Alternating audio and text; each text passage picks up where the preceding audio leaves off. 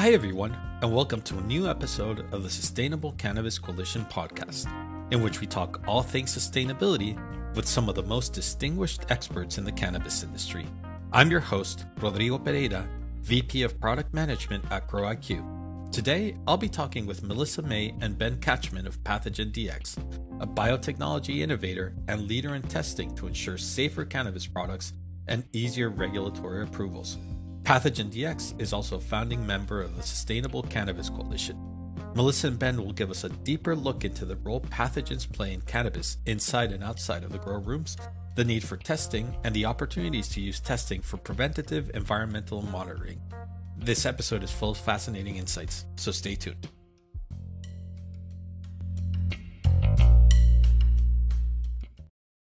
Hi, everyone, and welcome back to another episode of the Sustainable Cannabis Coalition podcast. My name is Rodrigo Pereira, and I'm your host.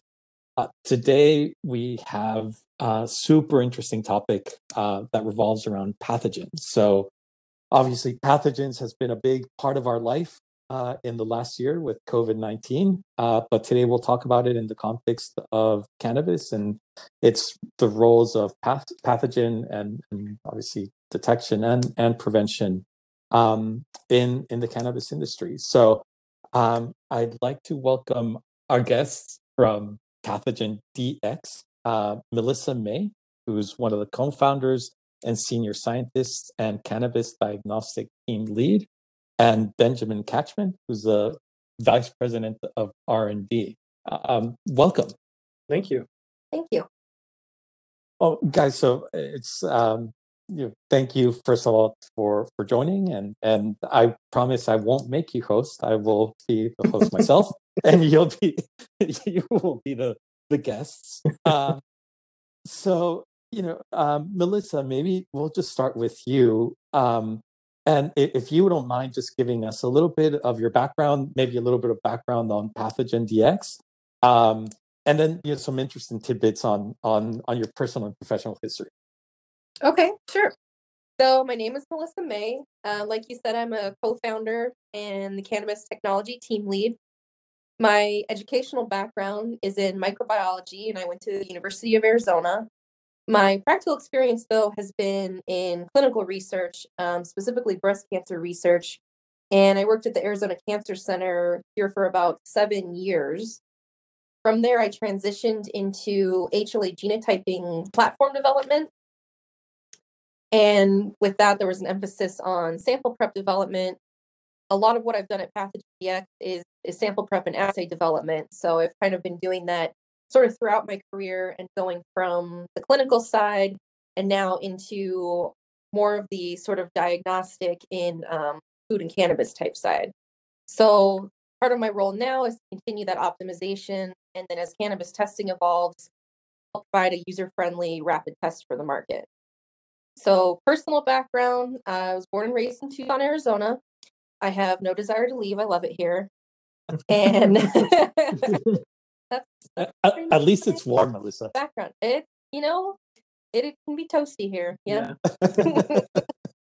Well, Melissa, that's an amazing and just fascinating background. Thank you. Go ahead. Yeah, Ben, you're up. Okay. So my name's Ben Catchman. I'm the vice president of research and development here at Pathogen DX. I started about 2.5 years ago. Before that, I was actually consulting for them for about a year before that. So close to the life of the company in that sense. Prior to that, I received my undergraduate degree from Indiana University in microbiology. And during that time, I mainly researched different infectious diseases and different pathways that were associated with those related to the immune system. And then from there, I ended up getting a PhD at Arizona State University and focused really on cancer biomarker and assay development around different microarrays, so protein and antibody microarrays in that sense. And then from there, tried to start a company around sweat diagnostic development and wearables. And that's pretty much what I was doing prior to joining Pathogen DX. And so my background, really in assay development and biomarker discovery and working on different microarrays ties in really nicely to the work that's being done here in terms of our DNA microarrays. And again, it's just fantastic to be talking to just two super smart people. Ben, I one thing caught my eye on your bio. So I saw that you did some work with OLEDs. I'm a bit of a lighting geek myself, so I'd just love to hear a little bit more about that. Sure. Yeah. So at Arizona State University during my postdoc, I was working on basically developing different point-of-care diagnostic systems. And Arizona State University had been funded through the U.S. Army to create these different OLED sensors. So ASU has a big, I guess, they're pretty big in engineering, and they were using these sensors to create different displays for the military. And the military was looking for biomedical application. It was kind of around the time of the Ebola outbreak. And so we were just trying to figure out different ways to use these to make basically readers for our different sensors. And that's what the actually company was kind of centered around, was these point-of-care readers coupled with different protein or antibody microarrays to detect, Ebola or different viral pathogens in somebody's blood. That's very cool. So, I think the first question that probably everyone listening to this would be, how it is that you transition from looking at cancer and infectious diseases into cannabis. So, Melissa, I'd love to just hear that from you and get a sense of that journey, and obviously how that journey has started and led into Pathogen DX. Yeah, so I worked for Dr. Michael Hogan for quite a while and still do, but we worked on HLA genotyping, platform development, and so there's a lot of applications with that, but it was based in microarray technology, which is what we're doing now. The idea being that you could take a person's HLA type, do a rapid test, and typically it's used for organ transplant typing. What we wanted to do was make a more cost-effective test so that you could do different things like targeted drug intervention, going through and kind of doing genetic screening. So let's say, for example, a new drug came out on the market. You did a study in folks and you found out that folks with a certain genotype had an adverse reaction. You could go through before someone even took the drug, screen them for that genotype and say, now we have a targeted therapy approach because we know that you're going to have an adverse reaction. So we can give you something that will probably work better for you and you won't have any bad side effects. So that's how it started. And like I said, that's microarray based. HLA genotyping, if you can imagine, those human immune genes are extremely complicated. And it's very difficult because there's so much variation, which is what makes us unique. So what we did was saw an opening in cannabis world where there's these labs starting up. There's not a lot of oversight as far as microbial regulations, but they're going to have to do some kind of testing, to make sure the flower is safe, especially for medical use, for patients. And so we took that application and thought, well, wouldn't it be nice, instead of the traditional plating where you have a plate for every organism, if you could just run a single test and you get this sort of pathogen profile where it gives you, whatever the state needs kind of thing. Yeah. And so that's kind of how we transitioned into that. The nice part of too is that future you could do, different applications in food, but of course there's a lot more stricter regulations and a lot more validation perspective that you have to do. And so it's a nice way to kind of move into that and sort of grow at the same time with these cannabis labs. Yes. Yeah. Go ahead. So kind of essentially, most of us here actually have a background in cancer, infectious disease, diagnostic assay development. And when you're looking at these pathogens that are, being tested for in cannabis or food or healthcare, they all kind of line up, about the same. So you're looking at E. coli, Listeria, Salmonella, different Aspergillus organisms. So it's the same assay development, just using a different organism, and kind of just repurposing a tool to kind of fit those needs. That's super interesting. So in some sense, it's applying technology that's been obviously verified and is very, very reliable, and bringing it into a completely different application. Yep. And I think the interesting thing is that we seem to see that consistently across the cannabis industry, whether it's lighting or HVAC or in your case testing, in which technology gets used in a different context but can have a pretty significant impact exactly in the industry. Yeah, it's kind of interesting in the cannabis industry. So it's a new industry that doesn't have a lot of regulations around it yet. The regulations are just now starting to come. And that was also a reason for entering into the cannabis space, was you could take a technology and you could play with it a lot more, get it ready for the space, and then it could be there to fit the needs of the regulations. And so it's kind of interesting because cannabis, because it's not so highly regulated, because of the new industry, it's actually a very, very innovative industry, and people are able to actually get ahead. So, in comparison to, say, food testing, that is really locked into a lot of methods and is really hard to change. There's some changes happening now that we're a part of, but it's harder to make those changes in an industry that's already solidified. Whereas in cannabis, they're kind of ahead of the curve in a lot of ways. There's more molecular methods being used for diagnostics. There's more of an implementation of these faster, rapid methods, and in a push to validate them.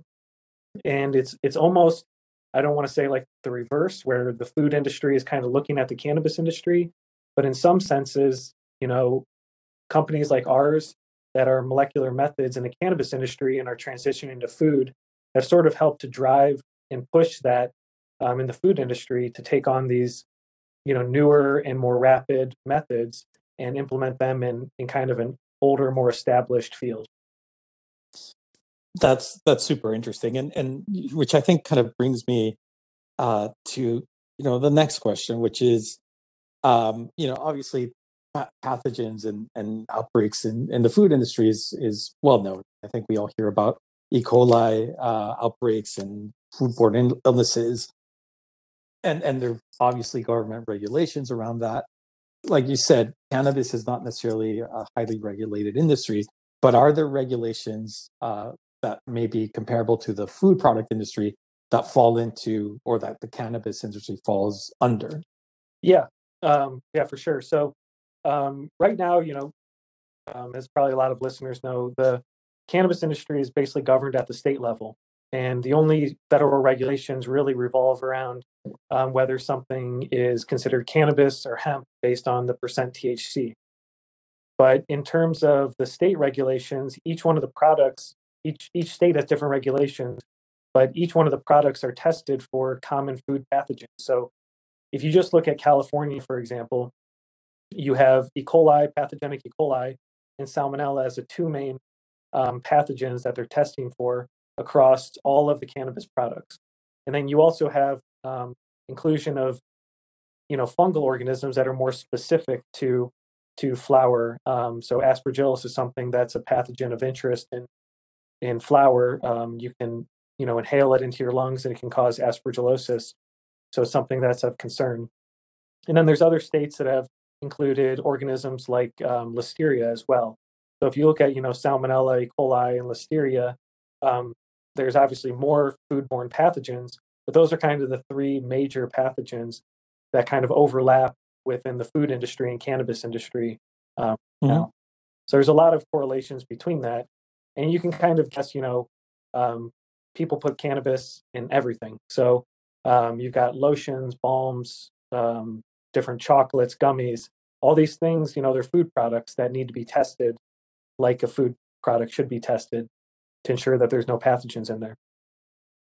Yeah, that certainly makes sense. It seems like anything that obviously cannabis are used and consumed by people, so you want to make sure those are safe. So I wanted to come back to something that Ben, you said, and Melissa, maybe you can expand on this in terms of the methods that you're using being a little bit ahead of the curve compared to the food industry, and then both being in some ways faster than what's out there. I'd kind of love to hear a little bit more about that, and just how it is and that you're using this technology to make these testing methods. Sure. So I think one of the biggest highlights is sort of the time, and then the idea that we can do multiple organisms at once. And so traditional methods like plate culture, one of the things you have to do is allow the organism to grow. So if you have a plant, you wash it, and then you end up doing this plating process. Some organisms, E. coli, Salmonella, grow very quickly. The next day you can walk in and you can see, is there E. coli growth or not? But other ones like Aspergillus, it's more of a 72-hour, sometimes it's 5 to 7 days turnaround time, because you're waiting to make sure there's no growth on the plate. The nice part about our technology is that you can do all those organisms together, so you don't have to have a plate for each one. And the turnaround time is like a day shift. So you could do it in 8 hours, turn it around, and you don't have to allow the organisms to grow. So you're basically taking a snapshot, let's say off of the cannabis flower, of what's there at the time that you processed it. And we have a couple different platforms. The one I'm sort of describing is like what Ben mentioned that California tests for with Aspergillus, Salmonella, and E. coli. Another one that we have that's really nice for folks is EnviroX. The nice thing about EnviroX is it's more of a cleaning tool. So there's many more organisms on it. And for folks that want to go through and see, is my facility clean? Is my grow facility clean? It doesn't have to be a testing lab. It can really be anywhere. They can swab a vent or swab a table, and they get a whole back. Let's say, for example, Aspergillus lit up. Now they know, like later in the process, if they have Aspergillus on their plant, for example, or in their trim room, then when they send it to a testing lab, they might end up having to throw away that entire batch or dispose of it. So this is sort of a way for them to early in the process say, okay, I have some contamination here, I have an issue, and then becomes a big problem in their production. And so this is back to sustainability in a way as well. So like, we have of these products. And one of them has been AOAC validated. It's the only AOAC validated product that doesn't have to do enrichment and still reaches 1 CFU detection for environmental surfaces. So it's kind of distinguishes our product. So you can swab a surface and get results by the end of your shift with that product. And what Melissa's been describing is, we did a study with a few different growers and distributors. And one thing that's, hasn't translated fully from the food industry to the cannabis industry is a full HACCP program and preventative environmental monitoring, which really helps to take a product and track it from the start of its growth in this case to when it's been processed into whatever the final product would be. And so being able to take swabs or water samples or leaf cuttings or something like that, soil samples, swab the lights, swab the drains, whatever you're going to do, and be able to monitor your facility and also monitor the your product from start to finish will really help in preventing contamination at the end product.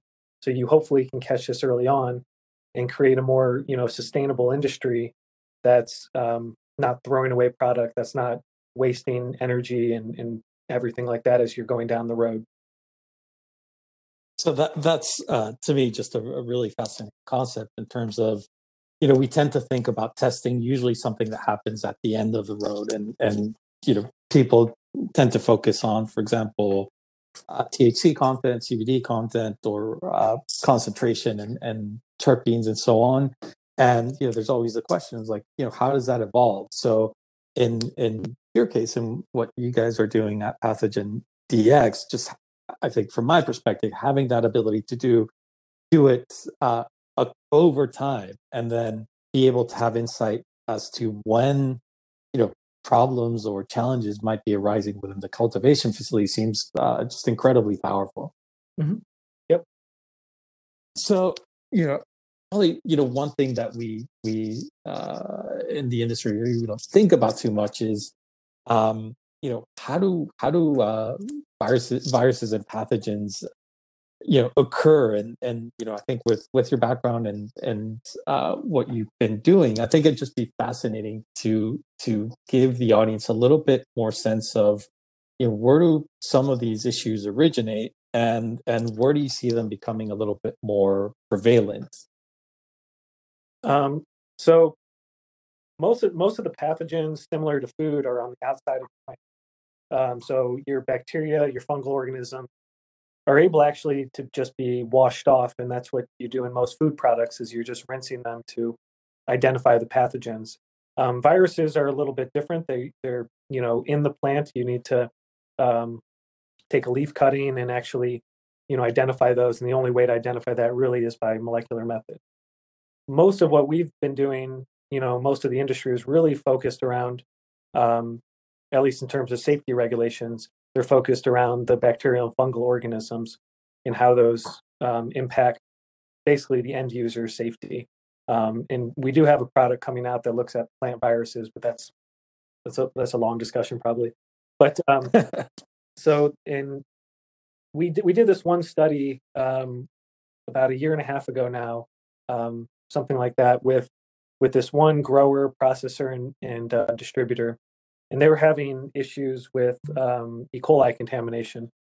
And that's E. coli is not really something that's predominantly found on cannabis flower. It's pretty rare to identify E. coli or salmonella on the cannabis flower. It's really more of a thing you want to test as an end product. So usually, if you're seeing it on the flower, it's an issue with the sanitation of your facility.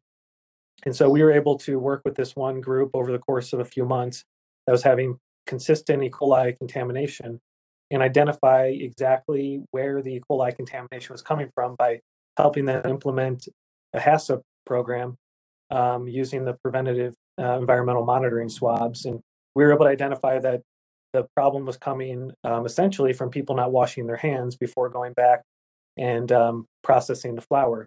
And so they were using the bathroom, and you could track the E. coli from the bathroom to the door handle, to even like the scissors and stuff that they were using. It's kind of an example of one way you can use products like ours to be able to monitor your facility and identify where contamination is coming from. And since then, they haven't had any issues with it. So that's super interesting, and Millicent, I don't know if you've run into other examples or applications out there in the field. Yeah, I think that's one of the most interesting ones. But okay, I have a good one. So I was trying to think of what's an interesting one. So a lot of our states want quantitative screening. So they'll set like a total yeast and mold count or a total aerobic bacteria at a certain level, and just a normal cannabis flower is going to have bacterial and fungal flora on it. But if it surpasses a certain count, then they say that crop fails. And so one thing that we can use, like our EnviroX4s, for example, normally, let's say your crop has this particular amount of flora on it, and for whatever reason, the next one that comes through is now failing your state regulation. You can go through and screen it and see, well, what organisms are there that's causing this? What is here from this crop to this crop? But now you have this huge bump. And one particular example is when folks, let's say they start looking and they go, oh, geez, I have a powdery mildew infestation. And you can see that by eye if it's particularly bad. So they might go and buy a biofoliar and apply that to the crop. And let's say, for example, the biofoliar is bacillus.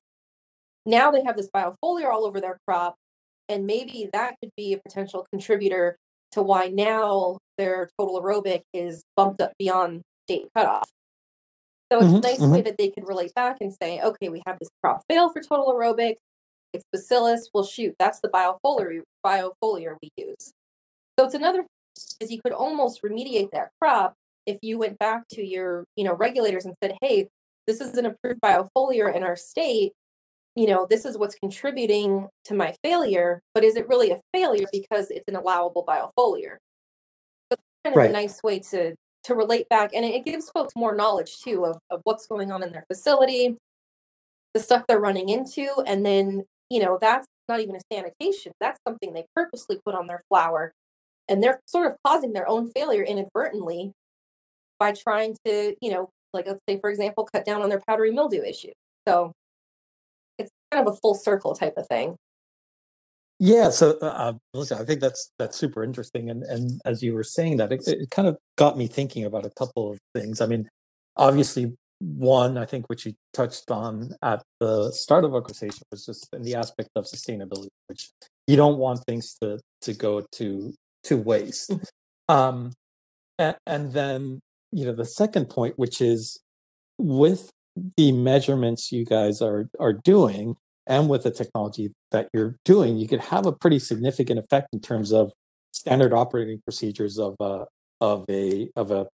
cultivation facility. So it's not only the first order results that you're giving, but also the effect that might have on second order aspects of the business. So that just seems incredibly interesting to me.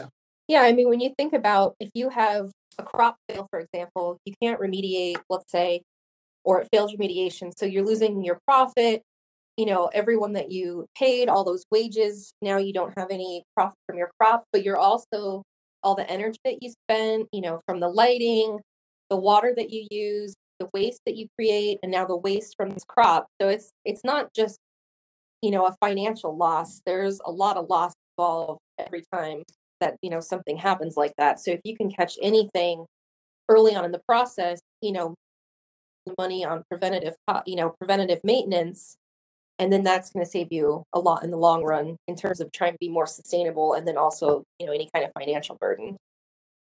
Mm-hmm. And Ben, I'd be interested in hearing a little bit more of your thoughts on that. Yeah, so kind of a lot of this, not a lot of cannabis customers are used to this. They're starting to do it more and more. I think is monitoring their own facilities and create different HACCP plans for the crops that they're working with or the food production that they're doing.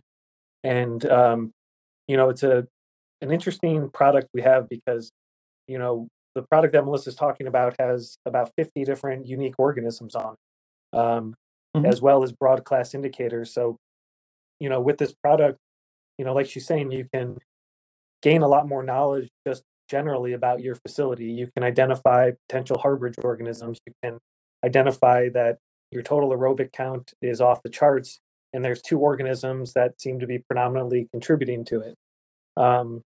Which is things that, type of clarity that you really can't get from traditional plate culturing, in a single day with one test without, running 500 plates or something, try to figure out what that organism is. So, that's really what is kind of the basis of a lot of our technology is something that's, rapid, easy to use, can be done in a single shift with minimal manipulations to your starting culture. So we want to see, what's on that plant at the time. We don't want to try to influence it by enrichment bias or anything like that. And we think that gives a nice, clear picture for the customers as to, what is on this product, how can we remediate it, and then, in some cases, even putting them in touch with remediation companies that can come in and, sterilize their facilities. Or there's lots of companies out there right now working on sterilizing, flower as well, and to remediate them below a detectable limit. So there's kind of a lot out there that ties all of these products together, and kind of the innovations that I've seen anyways in the cannabis industry compared to, the food industry as a whole. So that's I think I personally had never thought about it in that context, but as you kind of lay down the story, Ben, it's super interesting in terms of how things that just being able to get insight into the organisms of your plant can lead to all these other connections, and obviously with the hopefully with the end goal of one, improving the operation, and two, making it much more sustainable. So we're coming, to the home stretch of the podcast. So I wanted to, kind of tease from both of you. I guess, where do you see the future of pathogen detection and its implications going forward, and maybe some of the innovations that you think might be coming out into the space in the next 2 to 3 years? So I think, so as I kind of said earlier, I mean, a lot of the innovation in the cannabis industry seems to be heading more and more towards molecular methods. More state regulators are feeling comfortable with it and adopting this method, which really leads to more specificity of, within the industry. Plate culturing, is great for a lot of broad detection. You can identify specific organisms if you have selective media, but you can only identify a small amount. Whereas with molecular methods, there's no need down the road, at least in my opinion, for broad class indicators such as total yeast and mold or total aerobic. You can identify the specific pathogens that are of concern in that specific crop or different food product that you're doing. And that's kind of where, I mean, that's where we're headed. We're simplifying our assays. We're creating highly multiplexed assays to where you can test for 10 different pathogenic bacterial organisms plus 10 more pathogenic fungal organisms all in one test without the need for enrichment from a single sample, which is something that no other company that I'm aware of is currently doing. And it's not to say there aren't other companies that are being very innovative in this field, and I think it's always great to have more innovation and more creativity in the field. I think it drives progress. So you can kind of see this as a whole, and within that space, you're seeing this kind of translate over into the food industry as well, with a lot of food regulators, really starting to accept more molecular methods that are out on the market for specific regulations. Super interesting. Melissa, I'd love to get your perspective. I think Ben covered it really well. The only thing I would add is I think you're going to see a big increase in the preventative environmental monitoring. I think that's for a lot of people, it helps educate folks, it helps educate regulators, it can help everyone, and it helps us too. If we know what's there, it kind of gives everybody a better understanding. And I think it helps push forward to know, what are people typically seeing? It's going to be a little different state by state, especially on the fungal side with humidity and different kind of conditions. And the nice thing about it too is that it's the testing labs that can do it, and it's also the grow facilities. And I mean, it can be like Ben had said, trying to trace certain contamination from, you're swabbing like the break room, kitchen, the bathroom, everything. And as folks get more sort of comfortable with their operations, they know what to expect, they know how to remediate, certain issues. They can sort of just work it into their SOPs, into their different procedures, and it can help them fine tune their whole operation too. So if they have a cleaning approach right now, maybe it's not quite working, they can try a couple of others and see which one, they can adopt that works the best for them, is most cost effective, and then use that preventative environmental monitoring to kind of move forward. So, I think from our conversation, what's kind of stood out is that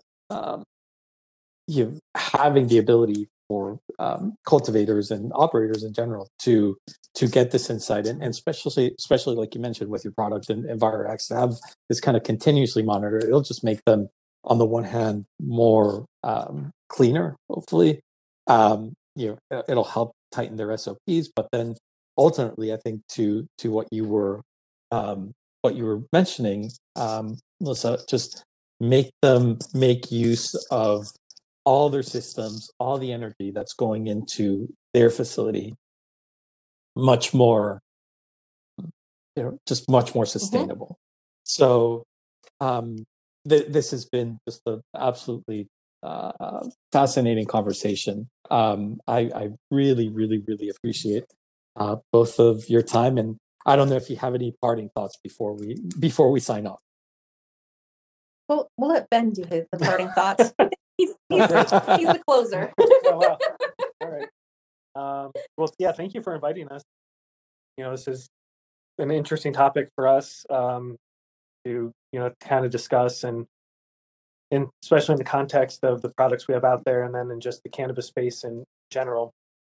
I think kind of as a parting thought, I think there's been a lot of misconceptions in the industry from the outside world, and in terms of the type of people that are working in the industry, the dedication people have, and how these products translate to other real world applications. I think there's this perception, that it's just a bunch of stoners out there doing this work, and I don't think that could be further from the truth. If you go to cannabis conferences and you look at the sequencing that's going on with the industry, the understanding of the different profiles that make up these flowers and how they can be translated into drugs and treatments for people, how the industry has tackled safety issues and regulatory issues.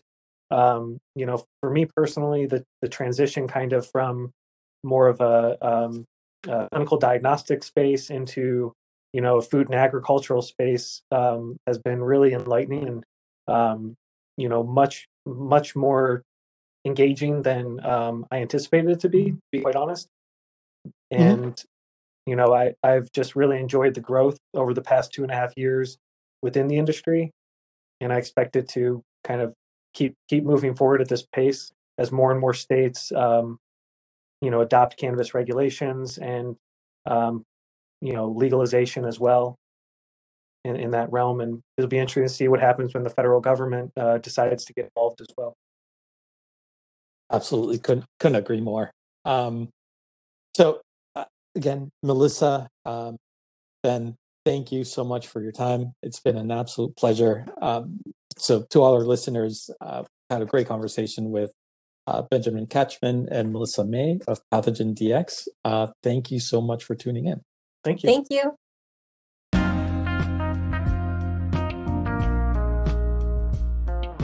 We hope you enjoyed this episode of the Sustainable Cannabis Coalition podcast. If you like what you heard, tune into our next episode, and make sure to check out our content on our website at sustainablecannabiscoalition.com, and make sure to follow us on Facebook, Twitter, Instagram, and LinkedIn. Yep, we're pretty much everywhere. Till next time.